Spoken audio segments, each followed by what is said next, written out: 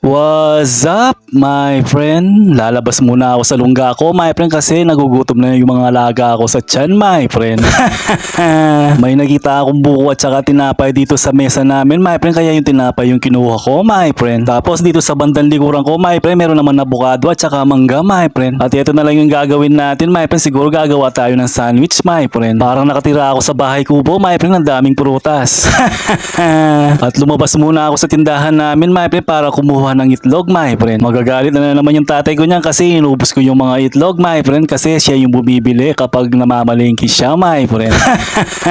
Joke lang. Habang pinapakulo ko yung mga itlog ko, my friend, ito nang hiwa muna ako ng abukado, my friend. Alam nyo ba, my friend, nung bata pa ako, my friend, kapag may bumibili ng abukado sa amin, my friend, kinukuha namin yung buto ng abukado, my friend, tapos ginagawang bala, my friend. Kung alam nyo yung laruan na sumpak, my friend, yun yung ginagamit namin nung bata pa kami, my friend. Pinantitira namin sa mga kalaro namin noon, my friend, tapos kapag tumama sa katawan nila, my friend, hangap din nun, my friend.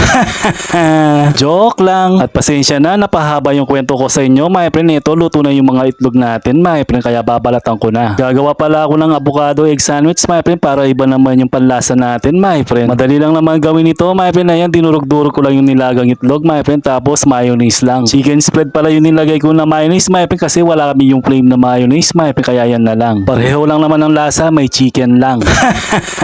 Tapos naglagay din ako ng konting asin at saka ng pamintang durog, my friend. At sinaling ko na din yung avocado, my friend, para mahalo na din. At ito na yun, tapos na siya, my friend. Tinapay na lang yung kulang, my friend. Pinainit ko na kagad yung kawali, tapos nilagyan ko ng margarine, my friend. Tapos syempre kapag mainit na yung kawali natin, my friend, lalagyan na natin yung mga tinapay natin dyan, my friend. Hindi ko nga masyadong tinosted yung mga tinapay natin, my friend, kasi kapag toasted, ang tigas, my friend. Pagkatapos nating mapainit yung mga tinapay natin, my friend, ayan, nilagay ko ng lettuce, my friend, tapos yung avocado sandwich natin, my friend. Dalawang palapag lang yung ginawa ko, my friend. Alam nyo na, gutom yung mga alaga natin sa tiyan, my friend. Tara, kain na, mga friends. Huwag nyo akong tignan, my friend, kung natatakawan kayo sa sarili ko, my friend. Kasi naman, ang lagi ng ginawa kong sandwich, my friend. Busog na naman yung mga alaga natin sa tiyan yan, my friend.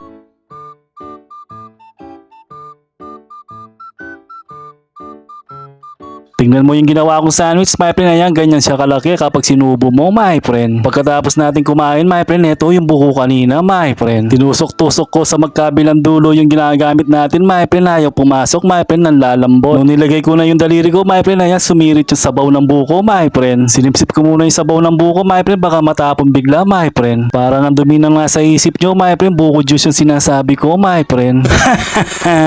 Kulay green lang yung kinakain ko, my friend. Nagiging green-minded na kayo, my friend.